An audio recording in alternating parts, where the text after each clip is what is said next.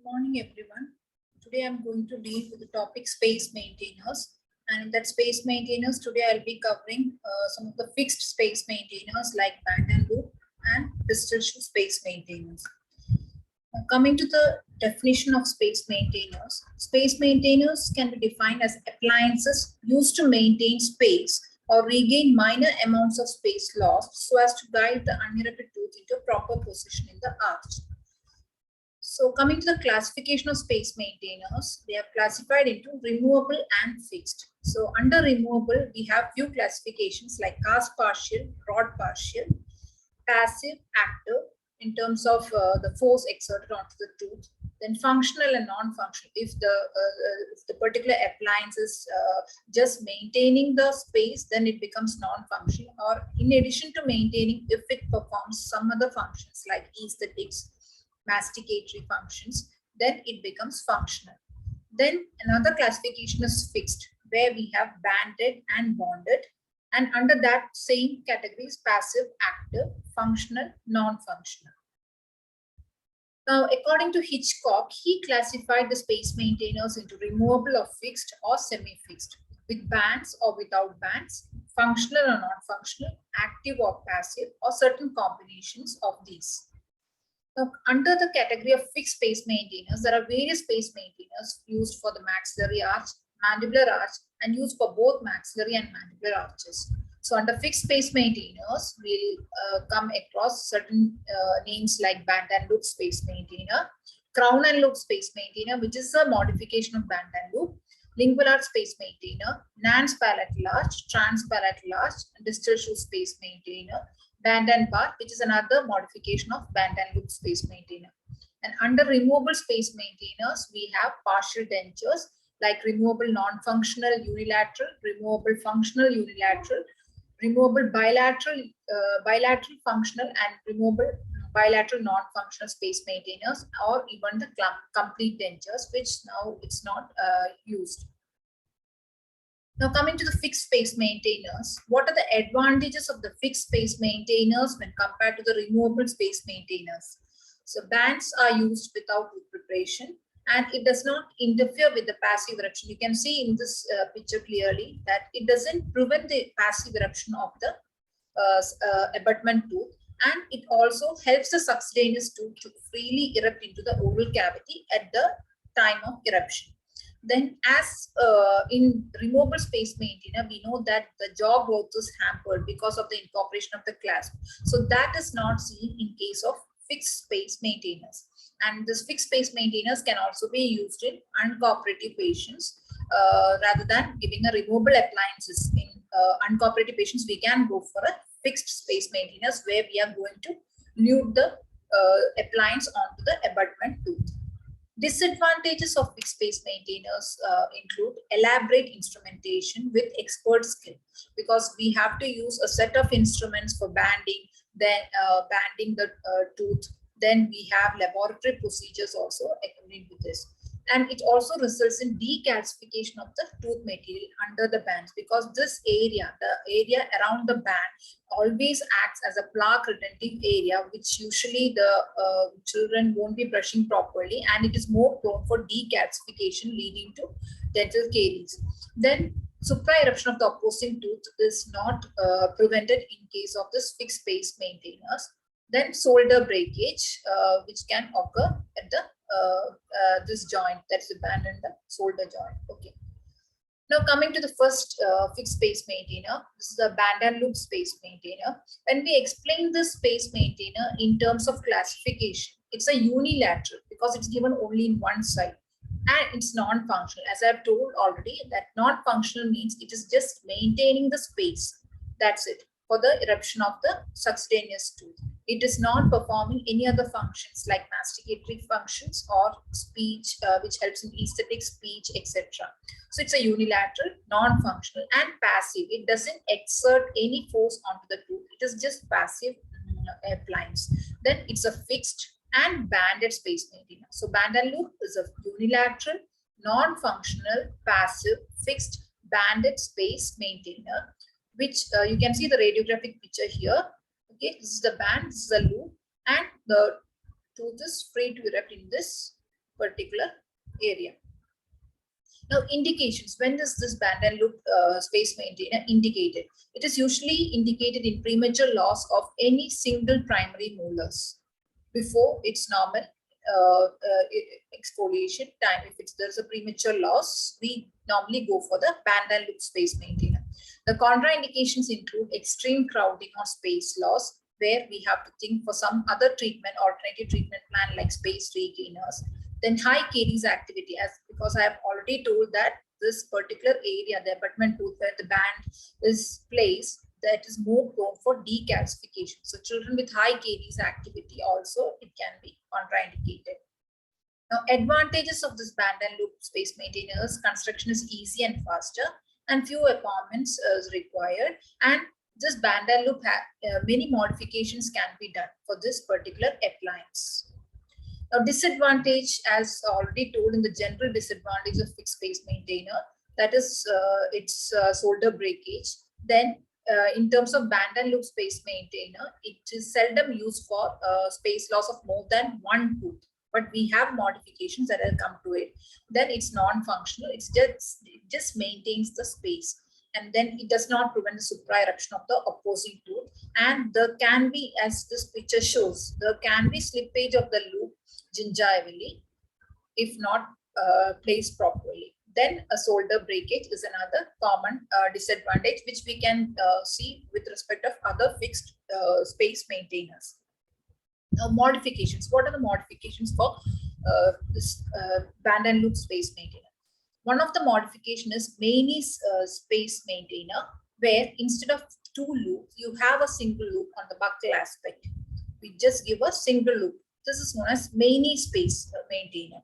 Then we have band and loop with occlusal rest, because previously I told that one of the disadvantages is the slippage of the loop gingivally. So in order to prevent that slippage, one more modification is given, that is band and loop with occlusal rest. The next is the crown and loop. The crown and loop space maintainer is given when the abutment tooth requires a crown.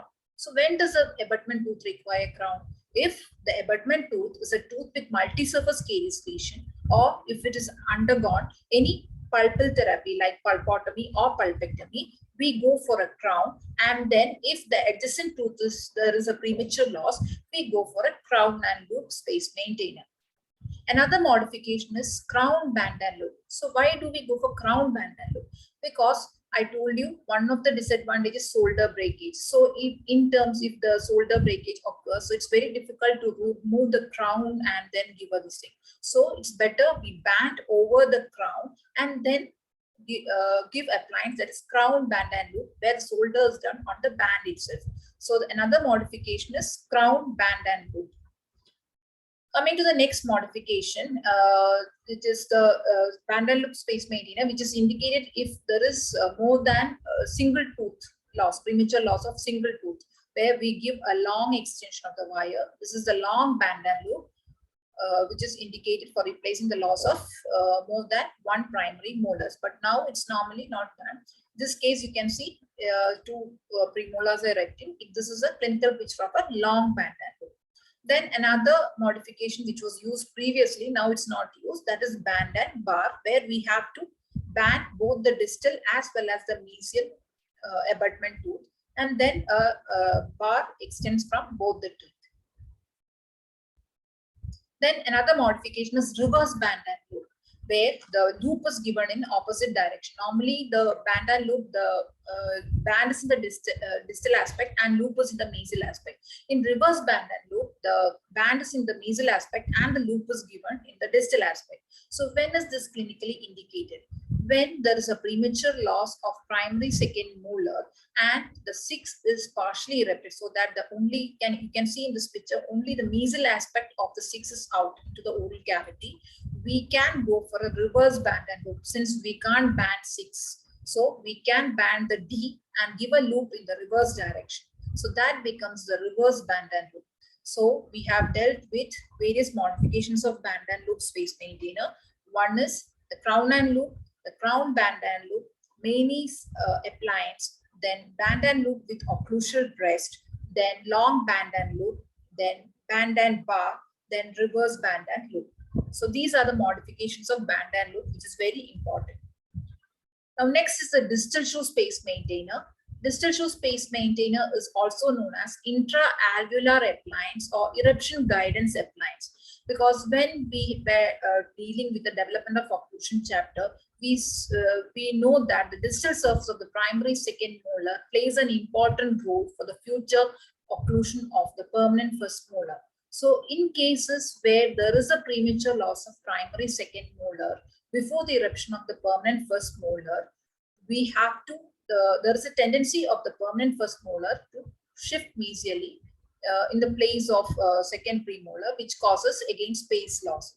So this distal shoe appliance can be given in such cases. So it's also known as intra-alveolar appliance, since we are inserting this appliance into the socket, or eruption guidance appliance, because this has a vertical arm. I'll come to it. It has a vertical arm which goes and engages the mesial marginal ridge of the first molar. So this is guiding the eruption of the permanent first molar. So hence it's also known as eruption guidance appliance. So you can see in this picture, this is it guides the eruption of the permanent first molar.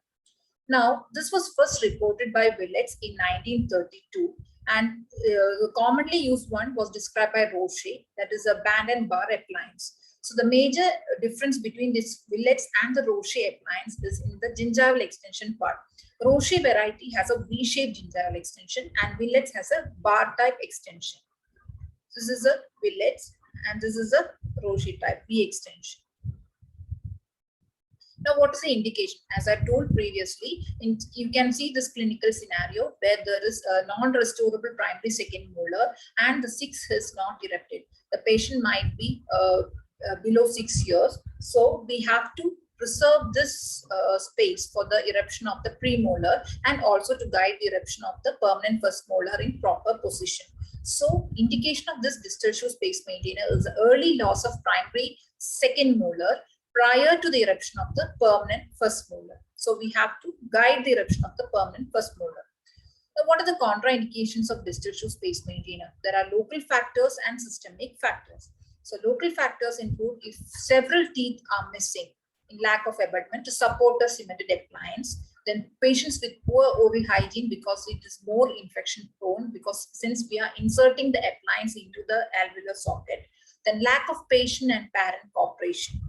Systemic factors include medically compromised patients like congenital children with congenital heart defects, blood dyscrasias, history of rheumatic fever, diabetes, generalized debilitation, infective endocarditis, etc. Because this area is always prone for infection. You can see that this is a picture where the distal shoe is inserted into a freshly extracted socket. So what are the advantages? It's a prudent and efficient appliance for the purpose because it guides the permanent molars to the proper position, even though the primary second molar is lost. Then it prevents the elongation. You can see in this picture, there is a horizontal bar which prevents the supra eruption of the opposing tooth and can be fabricated by indirect or direct means. Now, what are the disadvantages? The patient has to be kept in a maintenance phase when the appliance is in place. Overextension of this, that is this vertical arm, can result in injury to the permanent tooth bud, that is your second premolar, if the extension is more, the vertical extension. If underextended, then the permanent first molar may tip into the place of the primary second molar. Then it prevents complete epithelialization of the extraction socket. Now, criteria for appliance for application: width. If not adequate width is provided, as I've told, the permanent molar might shift mesially and occupy the position of the primary second molar. Length of the distal extension is very, very important.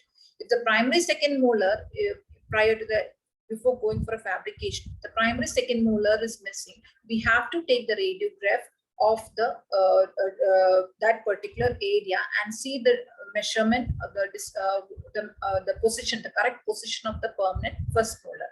Or if the contralateral second primary molar is there, we can just measure the mesiodistal width of that tooth, and then we can determine the extension of the horizontal arm. The vertical arm extension should be such that it should go and engage 1 to 1.5 mm below the mesial marginal ridge of the permanent first molar, just to capture the permanent first molar in place. So this is the picture. This is the horizontal, and the radiographically we can determine the dimension, or we can see the contralateral mesodistal width of the primary second molar. So this is an indirect method what they have done. On the cast, they have measured and then fabricated a lines. So this is the extraction socket on the day of extraction. Then we place the distal shoe space maintained. So today we have dealt with some of the fixed space maintainers. We have seen the classification, removable and fixed, and under fixed we just saw about the band and loop space maintainer and distal shoe space maintainer, the indications of band and loop space maintainer, the modifications, the advantages, disadvantage, as well as distal shoe space maintainers, indications, advantages, disadvantages, contraindications, etc. Thank you.